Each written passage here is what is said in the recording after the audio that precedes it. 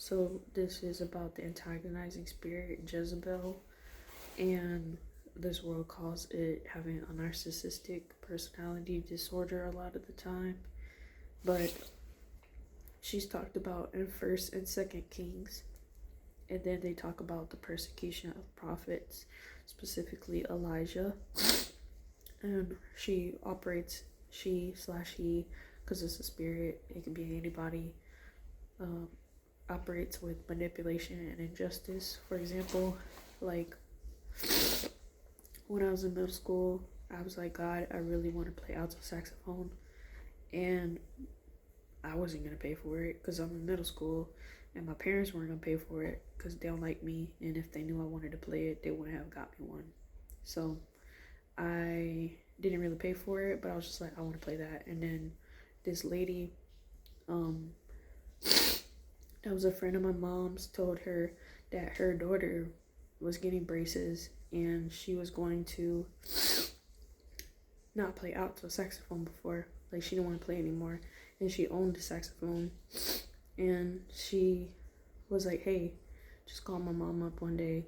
They hadn't even talked in a long time, and she's just like, hey, I heard, like, I know your daughter plays an instrument. Would she like to have a saxophone? And we ended up playing Wii. I never played Wii Sports. It was actually pretty fun because we went to her house and then they talked, and then I just got a saxophone, and I had it all the way until adulthood, and I kept playing it forever until eventually, I said it got sick, but it didn't really get sick. It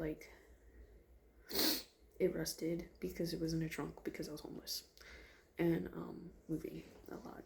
But yeah, very sad when that happened, actually. Anyway, my parents at that time took, I remember one time, my mom was supposed to pick me up from band practice, and I had my saxophone, and she was with my aunt, and my mom kept telling me to go different places to pick her up, and then the one place that I told her to pick me up at, she never was at, and then would have me run around the whole school of Edgewater after I already had been at band practice and school the whole day. And then I finally got mad and I told her off, and I called her a bad word on the phone, and my aunt heard it. And then my mom played the victim, and she took my saxophone and gave it to my aunt. And then my aunt told me about how bad I was as a daughter, even though my mom pretty much tricked me and antagonized the whole situation.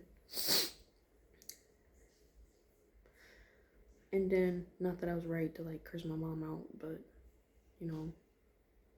it is what it is. I just did that at the time. But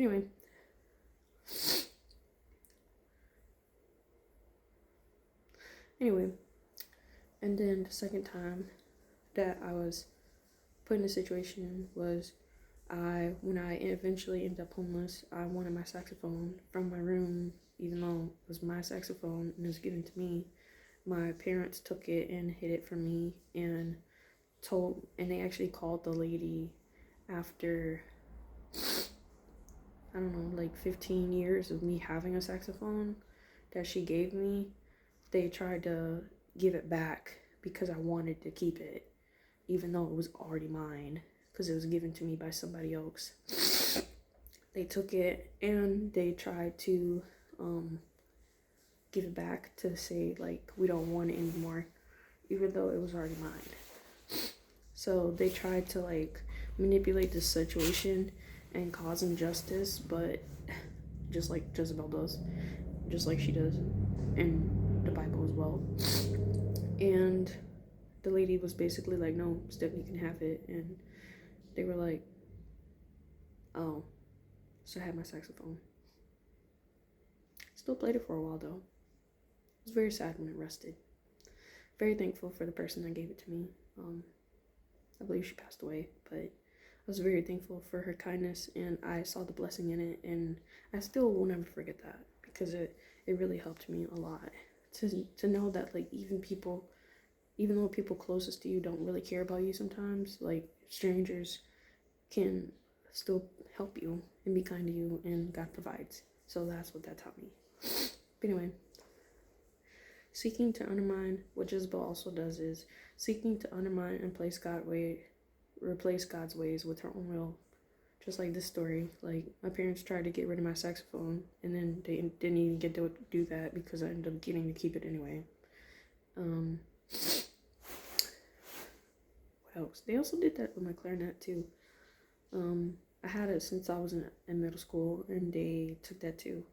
And we're like, oh well, you played it, like, but they basically made me feel like, caused me to feel like it was rented out to me, even though they gave it to me.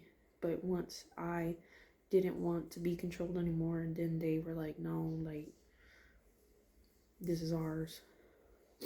And you may feel like that's warranted because, like, they're your parents, but if you're actually giving people stuff, then you're supposed to give it to them, not take it when they don't want to be abused anymore. That's not actually love, and that's not actual care.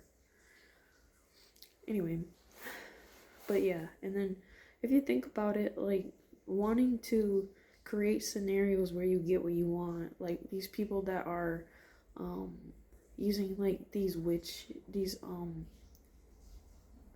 love things to get people to love them, like that's Jezebel, that's witchcraft, and they're trying to do that in a counterfeit way, but it never works out.